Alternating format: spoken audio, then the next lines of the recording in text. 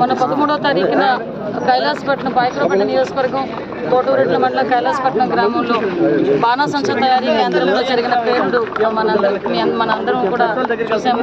అది చాలా దురదృష్టకర సంఘటన, ఎవరు ఊహించిన సంఘటన.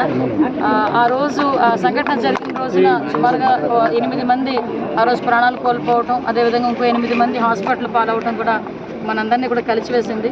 ఇలా ఇన్సిడెంట్ జరిగిందని తెలియగానే గౌరవ ముఖ్యమంత్రి చంద్రబాబు నాయుడు గారు, గౌరవ డిప్యూటీ సీఎం గారు పవన్ కళ్యాణ్ గారు, అదేవిధంగా గౌరవ నారా లోకేష్ గారు అందరూ కూడా మాకు ఇన్స్ట్రక్షన్ ఇచ్చి ఇమీడియట్గా స్పాట్కి వెళ్ళి ఆ సహాయక కార్యక్రమంలో పాల్గొనమని మాకు ఆదేశాలు జారీ చేయడం అయింది.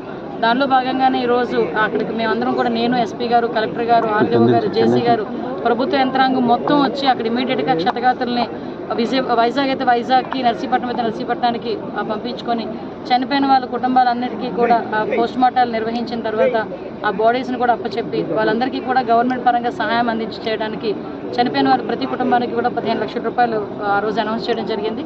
అనౌన్స్ చేసిన దాంట్లో భాగంగానే ఈరోజు మేము అందరం కూడా వచ్చి వాళ్ళ ఇంట్లోకి వెళ్ళి గౌరవంగా ఆ 15 లక్షల రూపాయల చెక్ కూడా ఇవ్వడం జరుగుతుంది.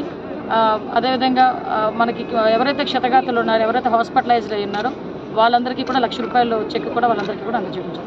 మేడం అందరికీ ఇచ్చారా మేడం?